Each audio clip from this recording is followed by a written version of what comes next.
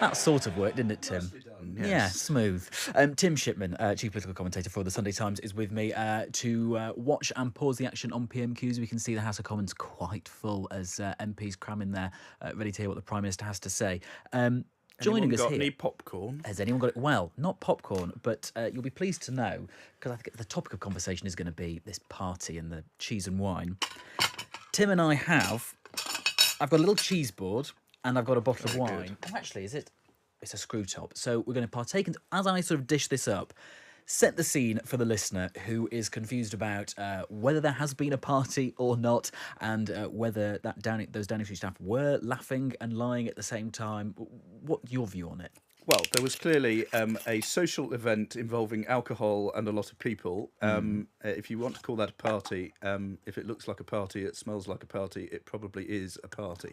Downing Street are in all sorts of mess over this. My understanding is that people were supposed to gather in separate parts of the building. They all ended up congregating and having a giant knees up. So the original plan was probably within the COVID rules. What actually happened was almost certainly not. But as ever with these things, the problem is the cover-up, the lies, taking the public and the press for fools. And they're in a mess. And this is a very serious moment. We're all looking forward to this because it should be a good bit of knockabout in the Commons. But there are MPs who are absolutely incandescent. And it's a big challenge for Boris Johnson to see that off, but also for Keir Starmer to kick the ball firmly into an open goal. And I sort of think back, I was much younger, but during the Westland affair, Neil Kinnock stood at the dispatch box and, by his own admission, made a hash of what was a wide open goal. Margaret Thatcher stood on the other side of the dispatch box with a resignation letter in her pocket and didn't feel the need to pull it out. Now, I'm pretty sure Boris Johnson's not got a resignation letter in his pocket, but there are Tory MPs sitting behind him who have letters demanding his head in their pockets, and they're wondering whether or not to send them to the chairman of the 1922 committee. This is, a pretty serious moment, despite the sort of slightly ludicrous nature of the events that have brought us here. Slightly ludicrous indeed. I'm just going to unwrap this cheese. I've poured some wine, so you take that. This is our cheese and wine business broadcasting meeting party. Boris Johnson is on his feet in the House of Commons answering a question. Let's hear what he has to say. Repeatedly assured, since these allegations emerged, that there was no party and that no COVID rules were broken, and that is what I have been repeatedly assured. But I have asked the Cabinet Secretary to establish all the facts and to report back as soon as possible. And, Mr. Speaker, it goes without saying that if those rules were broken, then there will be disciplinary action for all those involved. Mr. Speaker, this morning I had meetings with ministerial colleagues and others, and in addition to my duties in this House, I shall have further such meetings later today. So there we go. The Prime Minister there, straight out of the traps, and maybe kicking things into the long grass. Yeah, exactly. I mean, this is what I think we're all expecting, is have a SOP question that he can answer, saying there will be an inquiry, the Cabinet Secretary will look into this, and that allows him now to fob off anything that Keir Starmer comes up with.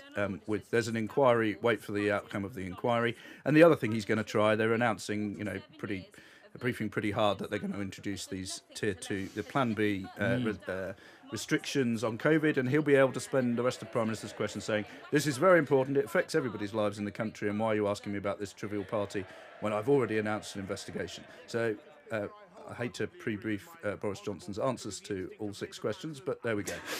Well, the Prime Minister is just responding to a question from the backbenchers. Let's dip into that. I encourage her constituents to install a Labour council there as soon as possible, a Conservative council there as soon as possible, Mr. Speaker. We now come to the Leader of the Opposition, Keir Starmer. Thank you, Mr. Speaker. I heard what the Prime Minister said at the beginning of this session, but frankly it raises more questions than answers.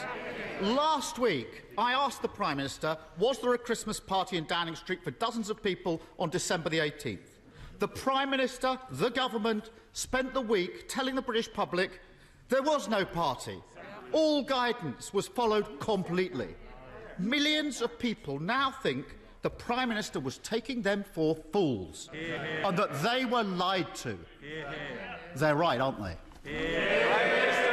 It's quite a punchy opening question there. Yeah, I mean, it's easy terrain for Starmer. He's got to go with it regardless of what Boris Johnson's just said. And we'll see how much Johnson squirms or how much he is sort of indignant and defiant. I suspect we'll hear the latter. But because how much of comfortable territory is this for Labour? Are they really onto a winner by constantly plugging away at this? There's one rule for them and one rule for us. Well, that meme is working in the focus groups I sit through, and you can see it coming through in the polls.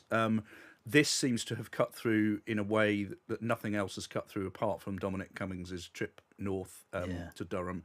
And there are MPs who think it's worse than that because people, Cummings didn't do anybody any harm. It looked like double standards. He wasn't harming anybody else in their lives. Whereas at Christmas last year, people were told you can't do this. They didn't get to meet their loved ones. And meanwhile, people in number 10 were having a good old knees up. Now, people in number 10 worked very hard, on our behalf, give them some due. A lot of them wanted to wind down, but this was not the right way to go about it. And the fact that they've the lines they've come out with are so palpably ridiculous, it's doing themselves a great deal of discredit with the public. Well, let's hear what the Prime Minister had to say. Mr. Speaker, I think the right honourable gentleman probably missed what I said at the beginning, but I apologise. I apologise for the impression that has been given that staff in Downing Street take this less than seriously. I'm sickened myself and furious about that. But I repeat what I have said to him, that I've been repeatedly assured that the rules were not broken. Order. And right. Well, let's just do a little less, Prime Minister. So that second, and I apologise for the impression. Yes, I mean that's the classic half-hearted apology where I'm sorry if you're upset by the things that we did but claimed not to do. But this is an absolute classic of the Boris Johnson school of politics. His staff are going to get thrown under the bus here. Someone is going to be found to be blamed, and disciplinary action will be taken. He said that means heads will roll, and they'll have to be reasonably senior heads, I think, in order to keep the Prime Minister's head perched where it currently is on his shoulders. Let's hear how Keir Starmer responds. It's important, Speaker. Ask the Cabinet Secretary to investigate exactly what happened, and I repeat that there will be consequences for those involved if those rules were broken, Mr. Speaker. Keir Starmer. An internal investigation into what happened. The situation is as clear as day. I thought last week was... Mr. Speaker, I thought last week was bad enough. Surely the Prime Minister isn't now going to start pretending that the first he knew about this was last night. Surely. It's in his own house. We've all watched the video of the Prime Minister's staff, including his personal spokesperson. They knew there was a party. They knew it was against the rules. They knew they couldn't admit it. And they thought it was funny. It's obvious what happened. Anton Decker ahead of the Prime Minister on this.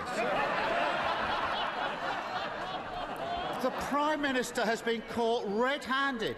Why doesn't he end the investigation right now by just admitting it? Some quite good jokes there. Yeah, and this is what Starmer's often found difficult. The first half of that answer was, the first half of that question was ridicule and fury. Starmer often appears to be angry about everything, and he does that effectively. But the Anton Deck line will cut through, and that's what has Number 10 worried. I mean, when the stuff pops up in the sort of politics pages of newspapers, they're very easily able to say, this won't cut through, it's a Westminster bubble story, who really cares about a party? But when it's Anton Deck taking the mickey out of you in front of 10 million viewers, people who are not following politics are following this, and Starmer's played into that effectively. And we heard someone on the Labour benches shout out at one point, it was in his own house. How could he not know?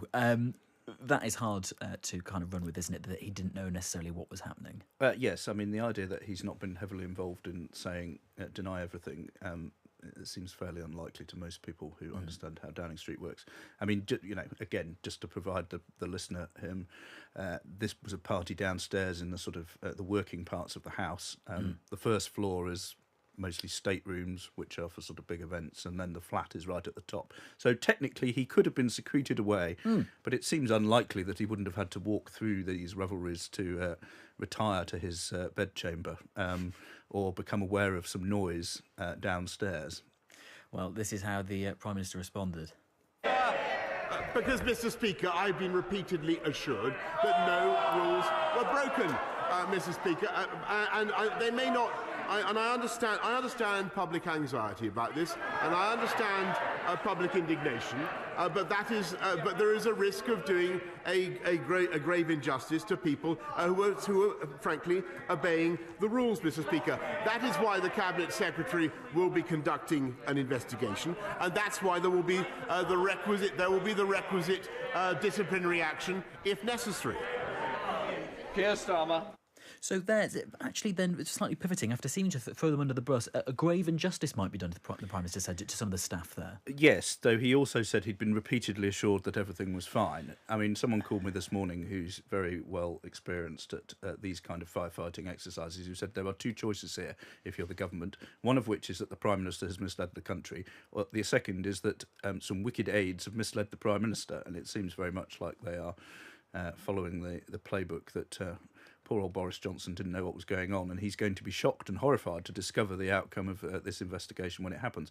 It would be interesting to know whether the Cabinet Secretary himself was at these revelries before we decide whether he's a good person to be investigating it. Let's hear next question. Keir Starmer. This pretends that further information's come to light. Give me a break.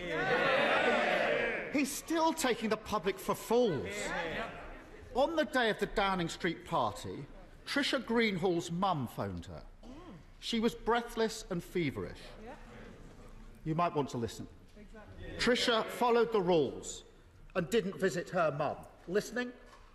4 days later, on the day the Prime Minister's staff laughed about covering up the party, Trisha's mum was admitted to hospital. Trisha followed the rules and didn't visit.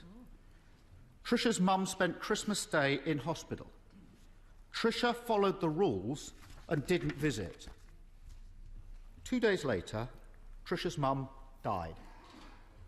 What Trisha wants to know is this: why did the Prime Minister expect her to accept that the rules allowed a Downing Street party but didn't allow her to visit her dying mother? Prime Minister. Mr. Speaker, the first thing to say is that, in common with everybody in this House, I extend my sympathies to the family of Trisha, and of course I understand to Trisha and our family, and I understand the pain of everybody who has suffered throughout this pandemic. And I know that the implication that he is trying to draw, that the case that we're now investigating somehow should undermine public confidence in the measures that we're taking. I think that's the point that he's trying to make. But I may say to him, Mr. Speaker, I think it is a great mistake to try to play politics with this issue. And I think that is what he is doing.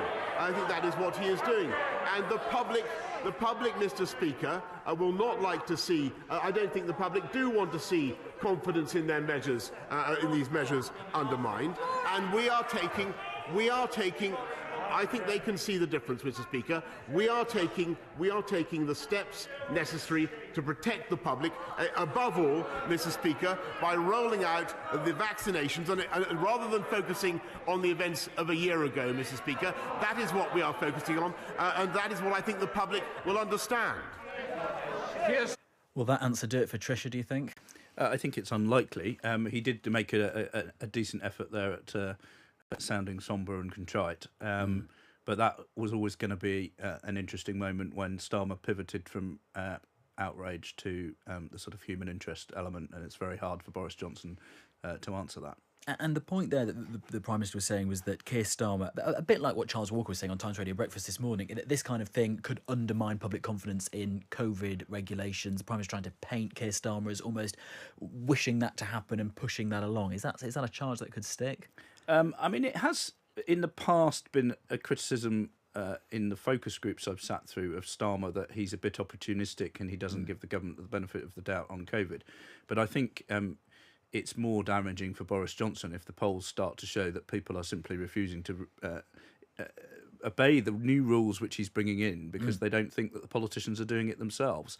And if that becomes the case, then his position becomes very much more difficult. We are taking you through Prime Minister's questions live with Tim Shipman, chief political commentator for the Sunday Times. We're enjoying some cheese, biscuits and wine as this is a business meeting. Tim, which cheese are you going to go to next? I'm going to have a spot of the Saint Nectaire. It's a lovely creamy number. And it's the kind of thing that would make a party go with the swing. Well, what's a party without Keir Starmer? But it's not just the events of a year ago, is it? We are facing a new variant. Yep. We may well be in Plan B this afternoon. Even the Prime Minister must understand the damage he's done to his credibility in enforcing the rules now and in the future. Tricia made an enormous personal sacrifice to do the right thing, to follow the rules and help defeat the virus. That's what she was asked to do. Most people were just like Tricia last Christmas. No one was dreaming of a Zoom Christmas, turkey dinners for one, gifts exchanged at service stations. But the virus was out of control. 489 people died of COVID on the day of the Downing Street party. So the British people put the health of others above themselves and followed the rules. Isn't the Prime Minister ashamed that his Downing Street couldn't do the same? Prime Minister.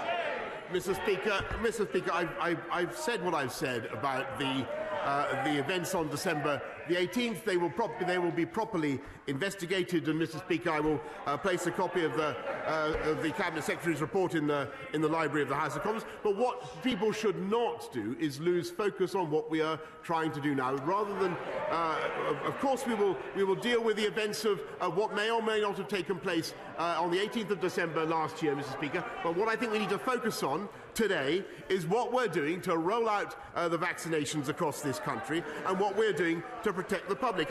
And he is indeed right, Mr. Speaker, that we now have in the Omicron variant, a variant that is spreading much faster, Mr. Speaker, than any variant that we've seen before. And that is what we need, with great respect to the right honourable gentleman, to focus on. And that is why I ask everybody to go and get their booster jab as soon as they're called forward. Starmer. What may or may not have taken place, the Prime Minister said. Where are we with actually what happened? His official spokesperson did say nothing had happened, but lots of the reporting is now quite crystal clear, isn't it? Yes, I mean, it is. I mean, I'll be trying to put something together for the Sunday Times, which will hopefully get to the bottom of all this. It seems odd to me that the explanation about what really happened has not been provided, even on background to sort of senior journalists who could at least explain what had gone on. The whole thing has been handled catastrophically. And that's, there are several issues here. The first is that, Number 10 appear to have broken their own rules and the public are enraged about it. The second is that there's a sort of cover-up of what went on. And the third is there's just the whole general shambolic nature of how this whole process has been handled is one of the things that is concerning Conservative MPs. Downing Street is not well run at the moment. It does not respond well in a crisis. It has a tendency to think that pulling the wool over the eyes of the media and of the public is the best first course of action. And people are sick to death of it. And a lot of that flows from the Prime Minister, whose personal approach to difficulties and his back being to the wall is invariably deny everything.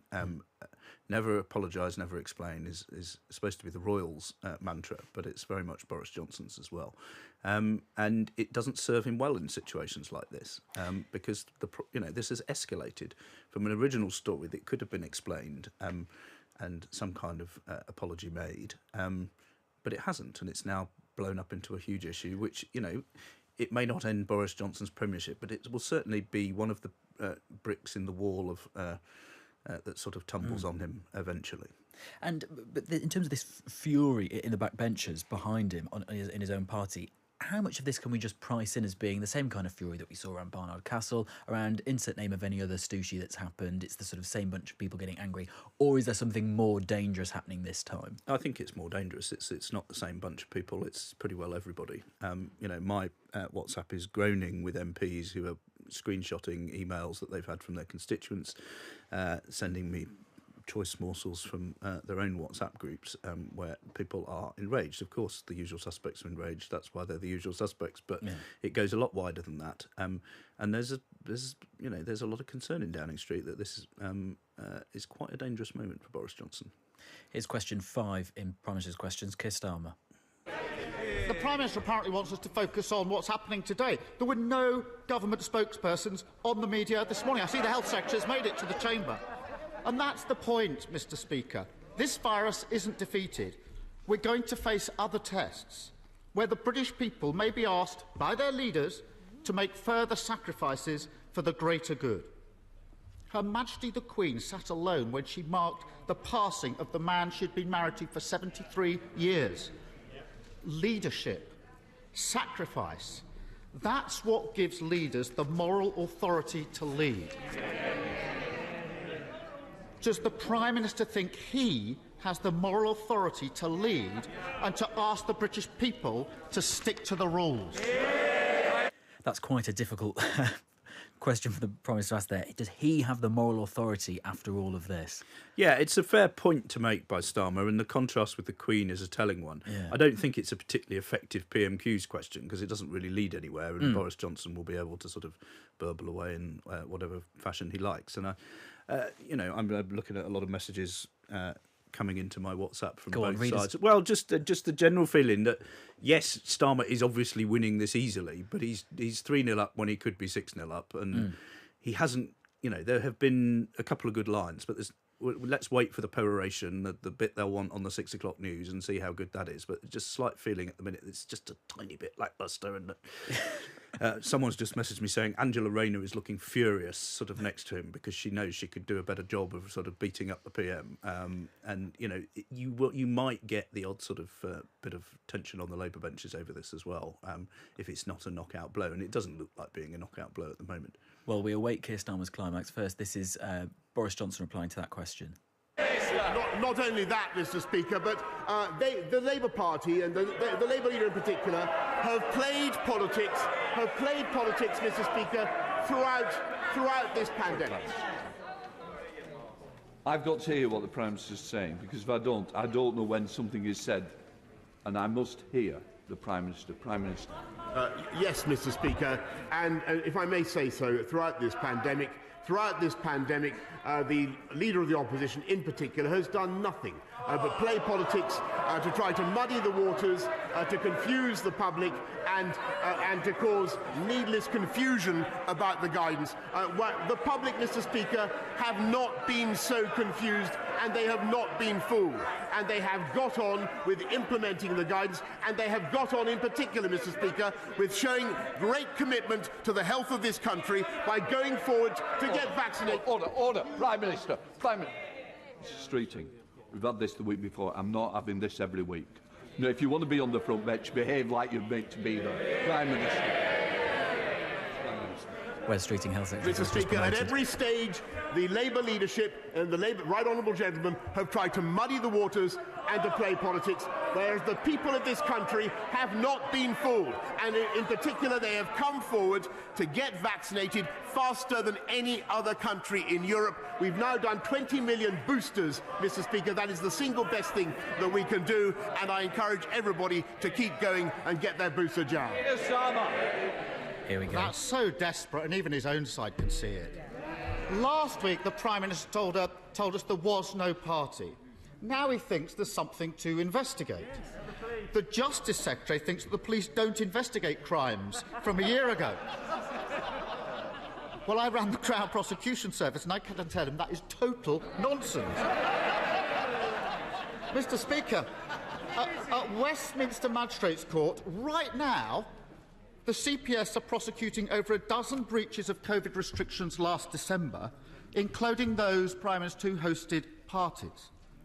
They're doing their job, enforcing the law set in Downing Street. Will the Prime Minister support the police and support the CPS by handing over everything the government knows about parties in Downing Street to the Metropolitan Police? Mr Speaker, of well, course... Just before we get to the Prime Minister's response to that, was that the big finish that you think maybe people around Starmer would have wished for? I think it's a clever question, but it could have come earlier, because the final question really needs just to be a statement, a rousing statement that gets your own side cheering and appears on the evening news. The police line, and I used to work at the CPS, that's all great. I think he should have worked that in before the end, to be honest. Because how actually likely is that there'd be any kind of involvement from the police in Well, this? you can imagine the scenes in Scotland Yard as we speak, with them sitting around wondering whether they wish to launch yet another investigation, knocking on the door of Downing Street, as they did with Tony Blair and Cash for Honours.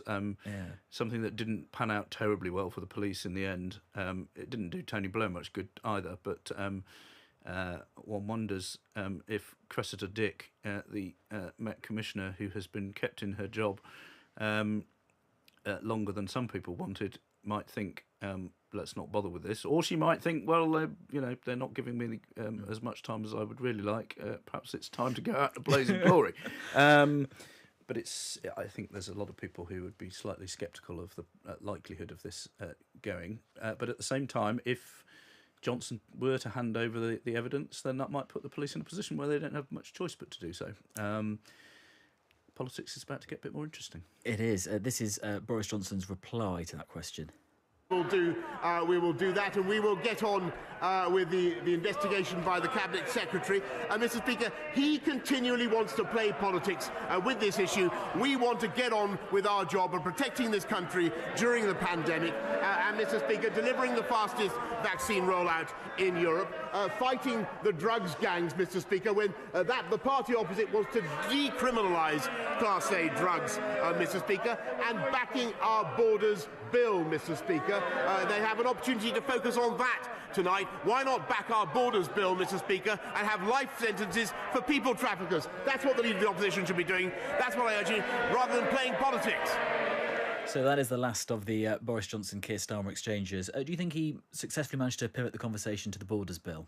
I'm not sure he successfully pivoted it, but it was fairly predictable that he would go down the route of playing politics. And there is evidence in the polling and in some of the focus groups we listened to that is a charge that does stick with Starmer. But I think the environment is a little bit different from where it was a few months ago, and it's obviously an uncomfortable time for Boris Johnson. I think the question order was slightly perverse from Starmer there, and he didn't really end with a rousing finish. And there'll certainly be some people on his benches thinking that he's struggled to win the penalty shootout quite as cleanly as he ought to have done. In terms of the Prime Minister's position in all of this, how much of this is the Prime Minister's mishandling or how all of this has played out, and how much is it to do with people around him? You said it's the Prime Minister's policy of deny everything, don't explain the rest. But are there questions for Chief of Staff, Cabinet Secretary, whoever else might be sort of feeding into? Yeah, there are questions for everybody who sits in that morning meeting, which is the top, the top dozen staff. It's not been handled well. There are questions on the communication side. There are questions on the sort of civil service side, not least because this party appears to have been primarily organised by civil servants in the building. It was certainly attended by a lot of political people, as I understand it. But And when you say political people, do you mean those are political advisors? Yeah, political advisors. Not the people MPs who or are, ministers. No, exactly. The people who are, Boris Johnson's sort of team, as opposed to the sort of permanent staff of the government. But yeah, I mean, all Downing Streets are created in the image of their leader. They flow from the personality of that leader, and Boris Johnson has got rid of aides who challenged his authority, and brought in people who are less willing to or able to do so. And a lot of this is on him, and certainly that's how most of his MPs see it, that this sort of shambles flows from the top, really. And how serious is it? Nothing is ever terminal until it's terminal, but there's a sense that it reflects badly on Johnson, and that there are two things. There's the by-election in North Shropshire, which I think a week ago the Tories were sort of at least hopeful of holding. That could well tumble. I've been on the phone this morning to people who've been canvassing by telephone there, who say this is coming up a lot. This is Owen Paterson's former seat. Yeah, exactly, that's right. This whole party issue is coming up in the conversations they're having. So if that goes, that will create further jitters. MPs, I mean, this is a majority of, I think, 22,000. If seats like that start going, it will make a lot of MPs very nervous. Some of them will look at their own majorities and wonder whether this is the right man to lead them into the next general election. And it's they'll look at the opinion polls. And I think a lot of people have had enough of the slightly shambolic, misleading nature of some of the government's interactions with the public. And that, if those numbers start to fall, Boris Johnson's support in the Conservative Party has always been very, very broad and very, very shallow. And it's based on the fact that people see him as a winner. And if they don't think he's a winner, then he's in trouble. We'll hear some of the other exchanges from PMQs on the other side of the news. But what cheese are you going to go to next? We're having our cheese and wine business we should meeting have a bit here. of spot of blue, don't but you also, think? Tim, I've realised I haven't opened the crackers for you. You've just been having the cheese, so A little bit of... get stuck into the crackers. Exactly. But you're going to go for the blue Carbs. cheese next. Have a bit of blue, I think. Bit of carbs on the cracker with the blue cheese, and there's more wine after the news at 12:31. Here's Nick Ellaby. Across the UK, on DAB, online and on your smart speaker. This is Times Radio. Thank you. Good afternoon. At a heated Prime Minister's questions just now, Boris Johnson stood up and straight away apologised unreservedly to the public. It's after senior members at Downing Street were